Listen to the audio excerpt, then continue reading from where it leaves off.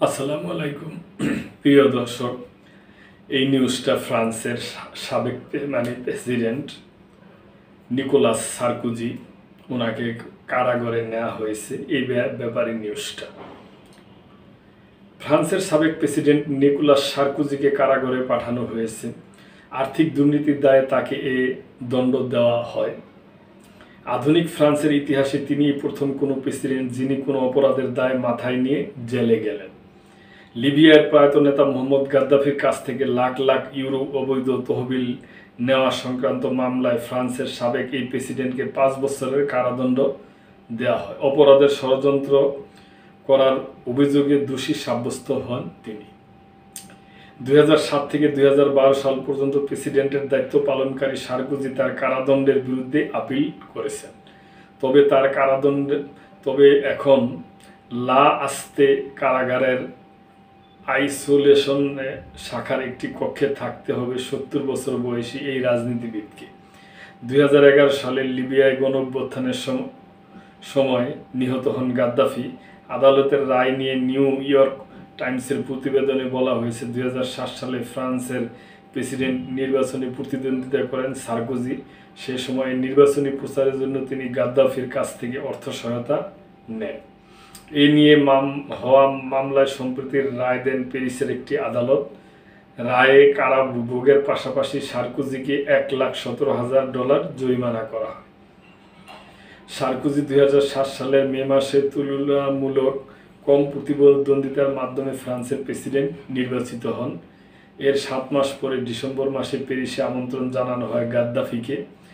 5 দিনের ওই সফরে অনেকটা রাজকীয় অভ্যর্থনা পান গাদ্দাফি।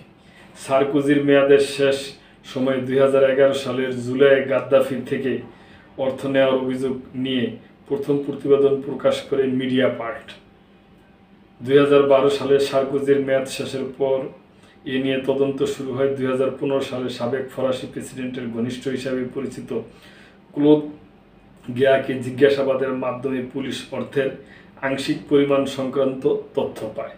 পুলিশ জানতে পারে ক্লোদ গেয়ার ব্যাংক অ্যাকাউন্টে 2008 সালে 5 লাখ ইউরো জমা হয়েছিল। ক্লোদ গেয়া দাবি করছেন এই অর্থের সঙ্গে লিবিয়ার কোনো সম্পর্ক নেই।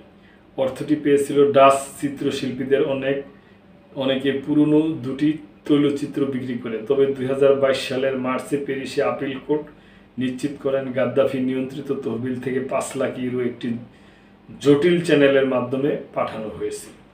প্রায় 10 বছর ধরে অনুসন্ধান ও জিজ্ঞাসাবাদ শেষে 2023 সালের আগস্টে বিচারক ও প্রসিকিউটররা সার্কোজির বিরুদ্ধে বিচার শুরুর সিদ্ধান্ত নেয়। সার্কোজি ছাড়াও তার সময়ের 3 মন্ত্রীর বিরুদ্ধে এই সময় বিচার শুরু হয়। তো প্রিয় দর্শক, এ ব্যাপারে আপনাদের কোনো মন্তব্য থাকলে অবশ্যই করবেন।